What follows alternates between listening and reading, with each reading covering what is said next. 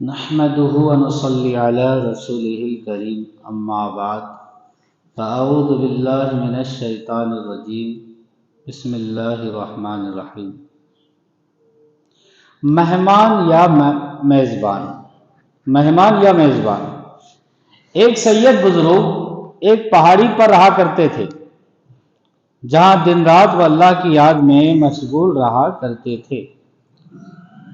عید کا دن آیا تو وہ پہاڑی پر سے اترے تاکہ نماز عید جماعت کے ساتھ ادا کرے۔ نماز پڑھ کر وہ واپس پہاڑ آئے تو اپنی قیام گاہ پر انہوں نے ایک ایسے نورانی شخص کو نماز پڑھتے ہوئے دیکھا جس پر سفر کا کوئی نشان نہ تھا۔ وہ بزرگ اسے دیکھ کر حیران رہ گئے کہ یہ کون ہے اور یہاں کیسے اور کب آیا ہے، اور پھر دل میں سوچنے لگے کہ آخر یہ میرا مہمان ہے اور آج عید کا دن ہے اور اس مہمان کے کھلانے کو کچھ نہ کچھ ضرور چاہیے، مگر یہاں تو ایسی چیز نہیں ہے، پھر کیا کیا جائے؟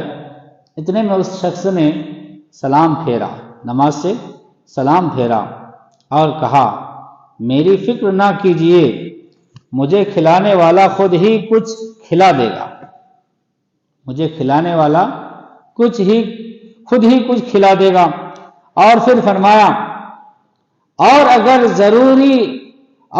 ضرور ہی کچھ کھلانا پلانا ہے، یعنی اگر آپ ضرور کچھ کھلانا پلانا چاہتے ہیں تو تھوڑا پانی پلا دو۔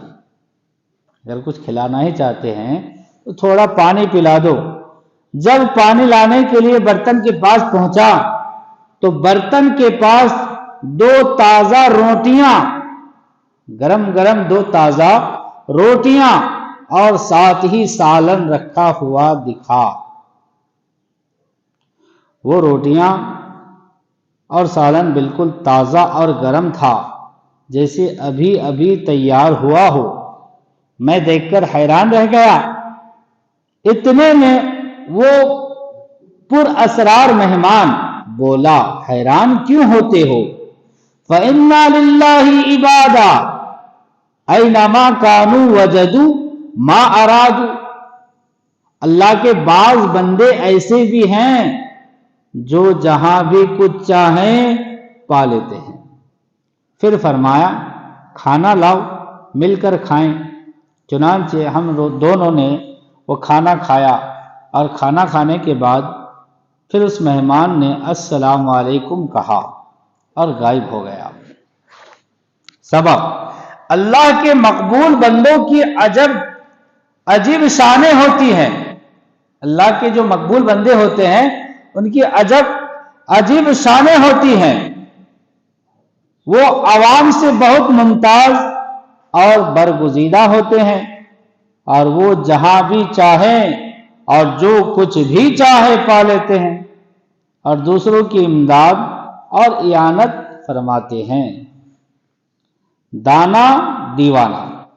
حضرت ہارون رشید ایک سال حج کو گئے تو کوفہ میں چند روز ٹھہرے، پھر وہاں سے کوچ کیا، یعنی جانے لگے، تو اس کی سواری شاہانہ شان سے حضرت بہلول مجنوں علیہ رحمہ کے پاس سے گزرے۔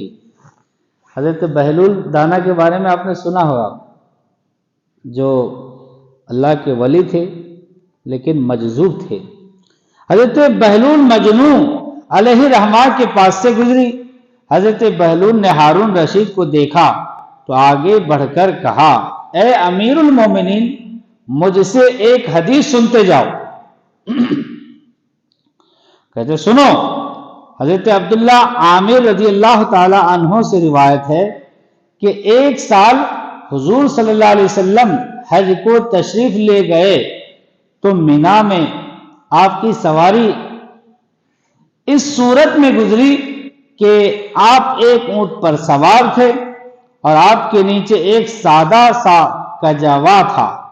کجاوا جس میں سامان وغیرہ رکھا جاتا ہے، اس کو کجاوا کہتے ہیں۔ ایک سادہ سا کجاوا تھا، اور حضور کی یہ شان یہ شاہی سواری بغیر کسی دنیاوی دبدبا کے گزری، یعنی اے ہارون رشید تم بھی بغیر کسی تکبر اور دبدبے کے انتہائی تواضع سے گزرو۔ ہارون رشید یہ حدیث پاک سن کر رونے لگا اور کہنے لگا اے بہلول کچھ اور نصیحت کرو۔ بہلول بولے اے امیر المومنین، جس شخص کو اللہ نے مال اور جمال عطا کیا ہو اور وہ شخص مال میں سے فی سبیل اللہ یعنی اللہ کی راہ میں خرچ کرے اور جمال میں عفت قائم رکھے تو اللہ تعالی اسے اپنے مقبولوں میں شامل کر لیتا ہے۔ ہارون رشید نے کہا احسنتا یا بہلول، پھر کہا اے بہلول اگر تم پر کسی کا قرض ہو تو بتاؤ میں ادا کر دوں۔ بہلول بولے مگر قرض کے ساتھ کیسے ادا ہو سکتا ہے؟ بات سمجھیے، قرض کے ساتھ کیسے ادا ہو سکتا ہے؟ بہتر ہے کہ آپ کے نفس پر خدا کا قرض ہے، یعنی پہلے سے ہی آپ پر قرض ہے، ہاں آپ کے نفس پر خدا کا قرض ہے، اس کی ادائیگی کی فکر کیجئے۔ ہارون رشید نے کہا کہ اچھا آپ کے نام کوئی جاگیر کر دوں، کوئی جائیداد آپ کے نام لکھ دوں؟ بہلول نے آسمان کی طرف دیکھا، منہ اٹھایا اور کہا اے امیر المومنین میں اور آپ دونوں ہی خدا کے بندے ہیں، پھر یہ کیسے ہو سکتا ہے کہ خدا ایک بندے کو یاد رکھے اور دوسرے کو بھول جائے؟ مطلب یہ ہے کہ آپ کو خدا یاد رکھے، یعنی آپ کو اللہ روزی دیتا ہے اور میں بھی تو اللہ کا بندہ ہوں، اللہ کیا مجھے روزی نہیں دے گا کہ اللہ مجھے بھول بیٹھا ہے؟ ایسا تو نہیں ہے۔ سبب اللہ والے دنیا والوں کی نظروں میں مجنون اور دیوانہ ہوتے، جو اللہ والے ہوتے ہیں ہمارے آپ کے نظروں میں دیوانے ہو تو ہو، مگر وہ دراصل بڑے ہی دانا اور عقل کے مالک ہوتے ہیں اور ان کی نصیحت آموز باتیں دین و دنیا کے سنوارنے والی ہوتی ہیں۔ اور یہ بھی معلوم ہوا کہ پہلے زمانہ کے بادشاہوں کے دل میں خدا کا خوف اور حدیث پاک کی بڑی عظمت موجود تھی۔ اللہ تعالیٰ اپنے پیارے حبیب صلی اللہ تعالیٰ علیہ وسلم کے صدقے ہمیں بزرگان دین کے نقش قدم پر